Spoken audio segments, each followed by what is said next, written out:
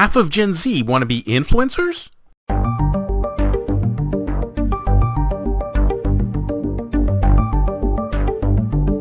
Good morning, everyone, and welcome to Think Future. My name is Chris Calabucas, and once again, we're coming at you live from deep in the heart of Silicon Valley, California. We're talking AI, startups, the future, humanity, and many more. I'm really excited this week, folks. I'm really super excited. Oh, by the way, this is show number 965. I haven't been doing show numbers for a while and decided I'd start again. Everything old is new again. So today, I'm really excited, folks. I'm super excited because this is the week. This is the week my magnum opus, 10xu.us, launches. It launches sometime this week. At the end of the week, the Friday of this week.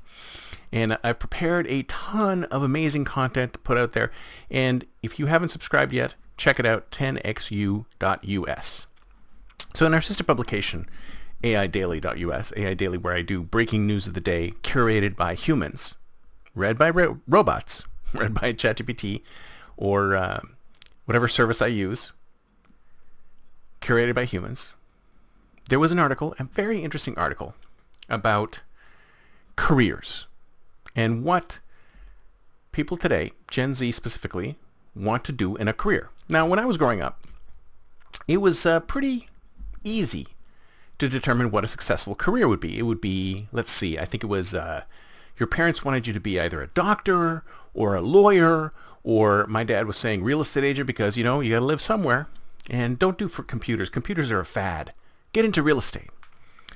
And of course, since I lived in Canada, the other very viable profession was hockey player. That's right, folks, hockey player.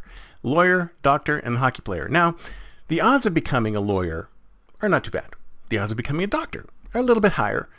But the odds of becoming a hockey player, a successful hockey player who makes as much as one of those aforementioned doctors or lawyers does, is pretty slim. Pretty slim. So the very slim chance that me, myself, and I could become a hockey player. I mean, I have played hockey. I played hockey in the past, but I don't think I'm at the talent level of somebody who could become a star hockey player. So that was the careers of the past. Doctor, lawyer, hockey player. I'm sure here in the States it's basketball star or something like that. So it's a sports star. It was doctor, lawyer, sports star. I mean, hardly anybody thought about salespeople or real estate agents because they thought, well, it's a little too money grabbing. We want something that's so we can be both rich and famous. Yay! So times have changed, my friends. Times have changed from the times that people wanted to be doctors and lawyers and sports stars. Now, everyone wants to be an influencer. That's right, folks, an influencer. So a full, near 50%, I think it was like 44, 45%, of Gen Z are looking at being an influencer as a career. And I thought to myself, wow, that's fantastic. Isn't that a great career to have? But if you ask me, it's almost as difficult as being a hockey player. I mean, how much more difficult is it to be an influencer than it is to be a hockey player? Well, first of all, we're a hockey player. You actually have to have the physical propensity to be able to play hockey. You have to have a talent to play hockey. You have to have a physical talent and a mental talent to be able to play hockey, right? But as an influencer, what do you need to be an influencer? Well, first of all, you got to look good, right? I mean, you've got to look really good. Only the good-looking influencers are the ones who do well in the field. Now, what else? You have to have a compelling story. You have to have something that draws people to your story. What is it about you that's so interesting that people will want to tune in and see what you do? Right? And then when you think about influencing, who are you influencing and how are you influencing them? Because if you think about how influencers make money, they basically do it with sponsorships.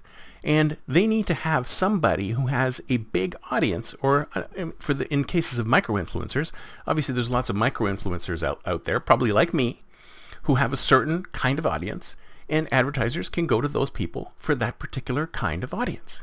So sounds easy, right? Sounds super simple to become an influencer. And people see influencers. It's kind of like the same thing that happened when I was a kid. When I was a kid, I would see hockey players, and we'd go, wow, I would love to be like that guy. Look how much money he's making. Look how much fun he's having. I don't know if it's fun to play hockey, get pucks in the face and stuff like that. But you could look at these sports stars and go, yeah, that's the life for me, man. I can be surrounded by chicks or guys, and people would be looking up to me, and I would be a role model, and money would just be rolling in. So maybe that's what people are thinking about when they become an influencer. Now, the problem with becoming an influencer is twofold. Actually, it's manyfold, but let's talk about a couple of different things that are problems with becoming influencers. First of all, the path to becoming an influencer, to actually become someone who can distribute their content on the internet, is super easy. Anybody can do it. Even me. Anybody can go online, grab their phone, and on pretty much any service, whether it be X or Instagram or YouTube or Facebook, on any of these services, they can create videos, because most influencers do use videos, to be able to promote themselves on the screen. So the distribution is not a problem. It used to be a problem to get your word out. So let's say you wanted to be an influencer, I don't know, 10, 20, 30 years ago, pre-Facebook. Then it'd be very difficult, right? There were no social networks available for you to be able to distribute your message. And YouTube was a strong distributor that democratized the distribution of content. So once YouTube came out, and once all these other social media came out, and they're all going in the same direction, folks, they're all doing the short vertical media, vertical videos, and even LinkedIn is getting in on the game. But I digress. So what I'm trying to say is that it's really easy to distribute your content. But the tough part is, because there's so many people who are already distributing content, there's so many people who are already out there putting content out there, that it's almost impossible to be heard above the din. Attention is the new coin of the realm, and you need to do something to grab people's attention. So the first question you should ask yourself if you want to be an influencer is, what do I do that's so different, that's so unique, that's so outrageous that people will want to listen to me? I'm not telling you not to become an influencer. I'm just saying it's a very hard path, almost as hard as becoming a hockey player or a basketball star. That's it for me for today. See you next time, and until then, don't forget to think future.